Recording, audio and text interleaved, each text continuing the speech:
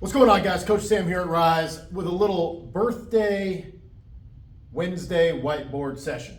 So I want to talk today about inverse problem solving. If we become aware of problems before they are actually a problem, then we are less likely to do that to cause the problem that we are avoiding.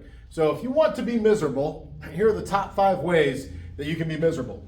Number 1, be unreliable. So for others, if you don't keep your word, you are always changing plans, you're wishy-washy, you don't want to be that friend. You don't want to be that brother or sister or person in somebody's life.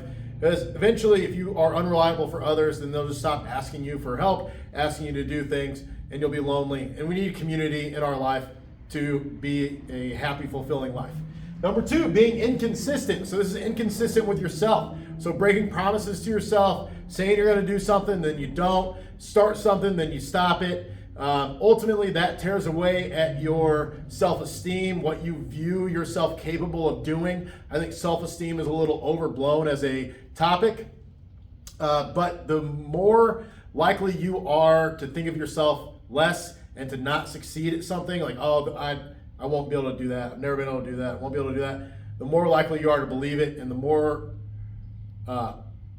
unlikely it is that you will take action in the future. So be consistent. Start something, see it through, even if it's something a little small. I remember whenever I was in a real low point in my life, I wanted to floss every day, and I just pulled out, the string, floss and floss and floss, and eventually I hit the end of the floss string in the basket, and I just had a little empty container left, and I was really proud because I had flossed every day until it was gone. I don't know how many days it was or whatever it was, but I was at a real low point in my life, and I still have that box, and it's just a reminder of I was able to stick with something. I was able to be consistent, be purposeful, and to take care of myself.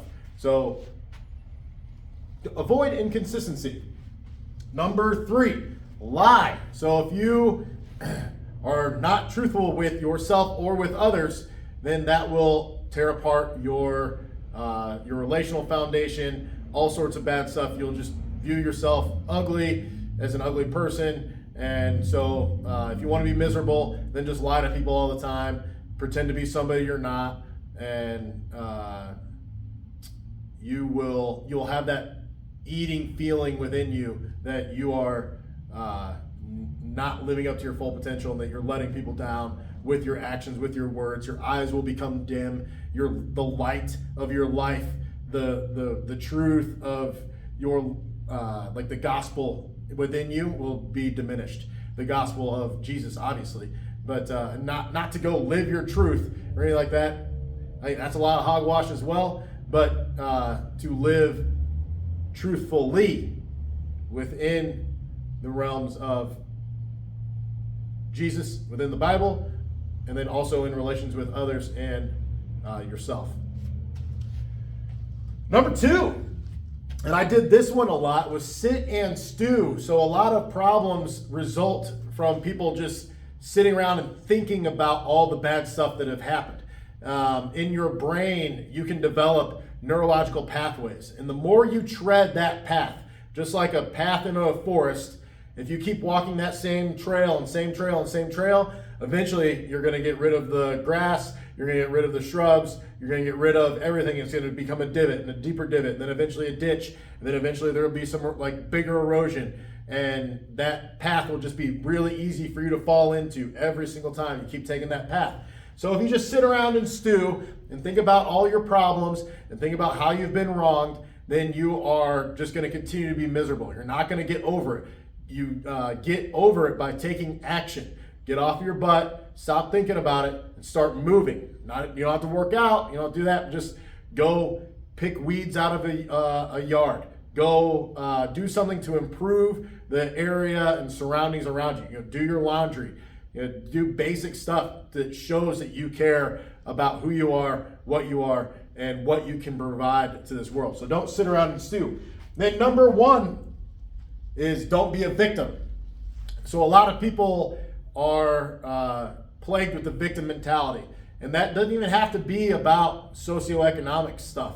It could be athletics. It could be whether how people, think about you because of your car, like whatever the issue is, it's your choice if you're going to allow that to affect you.